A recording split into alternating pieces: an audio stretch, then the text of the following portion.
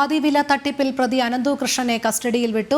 5 ദിവസത്തെ കസ്റ്റഡിയാണ് അനുവദിച്ചത്. കിരൺ കുമാർ ചേരുന്നു. കിരൺ, വിവരങ്ങൾ.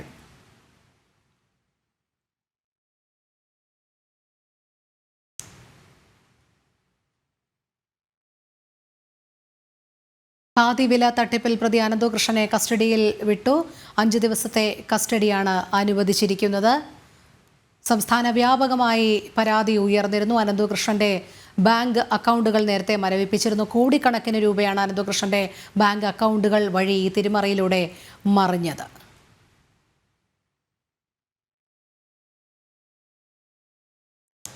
സീഡ് പദ്ധതിയുമായി ബന്ധപ്പെട്ട സംസ്ഥാന വ്യാപകമായി പരാതികൾ ഉയർന്നതിന് ശേഷമാണ് അനന്തു കൃഷ്ണനിലേക്ക് കാര്യങ്ങൾ എത്തുന്നത്.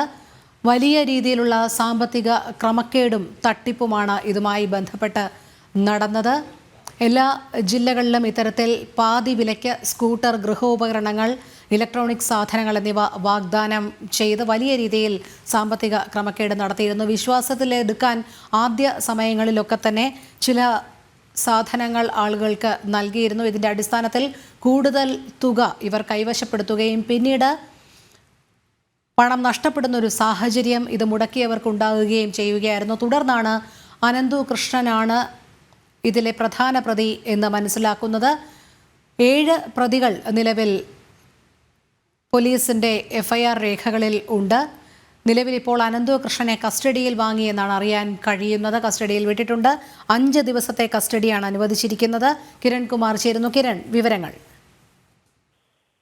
രോഹിണി, 5 ദിവസത്തെ കസ്റ്റഡിയിലേക്കാണ് ഈ അനന്തു കൃഷ്ണനെ അനുവദിച്ചിരിക്കുന്നത്. നേരത്തെ പോലീസ് ആവശ്യപ്പെട്ടിരുന്നത് 5 ദിവസത്തേക്കായിരുന്നു. എന്നാലും ഇയാളെ കസ്റ്റഡിയിലേക്ക് അനുവദിച്ചിരിക്കുകയാണ്. അല്പസമയത്തിനുള്ളിൽ തന്നെ അല്പസമയം മുമ്പാണ് ഇയാളെ ഇവിടെ നിന്നും മൂവാറ്റുപുഴ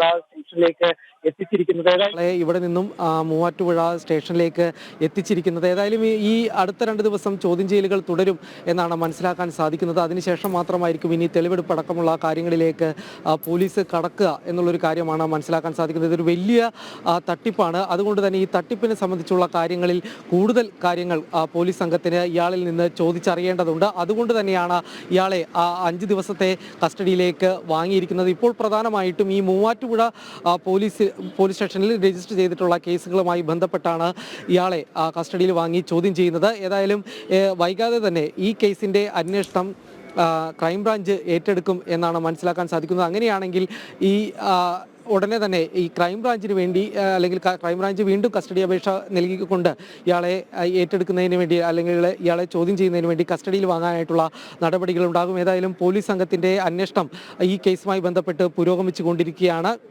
ഇന്ന് രാവിലെ മൂവാറ്റുപുഴ പോലീസ് ഇയാളുടെ വാഹനങ്ങളടക്കമുള്ളവ കസ്റ്റഡിയിലെടുത്തിരുന്നു. ഈ അനന്തു കൃഷ്ണൻ ഈ തട്ടിപ്പിൻ്റെ പണം ഉപയോഗിച്ച് വാങ്ങിച്ചിട്ടുള്ള 3 വാഹനങ്ങളായിരുന്നു ഇന്ന് കൊച്ചിയിൽ നിന്ന് കസ്റ്റഡിയിലെടുത്തിരിക്കുന്നത്. ഏതായാലും ഇയാളുടെ പ്രധാനപ്പെട്ട ചില കേന്ദ്രങ്ങൾ മൂവാറ്റുപുഴയിലെ ഇവരുടെ ഈ സീഡുമായി ബന്ധപ്പെട്ടുള്ള ഓഫീസ്, ഒപ്പം തന്നെ ഈ തട്ടിപ്പുകളുടെയൊക്കെ മുഖ്യ കേന്ദ്രമായിട്ട് പ്രവർത്തിച്ചിട്ടുള്ള എറണാകുളത്തെ അശോക ഫ്ലാറ്റിലുള്ള ഇയാളുടെ മുറി അടക്കം, ഇയാളുടെ ആ ഓഫീസ് അടക്കമുള്ള കാര്യങ്ങളിൽ ഏതായാലും പരിശോധന നടത്തും എന്ന് തന്നെയാണ് മനസ്സിലാക്കാൻ സാധിക്കുന്നത്. രോഹിണി, ശരി.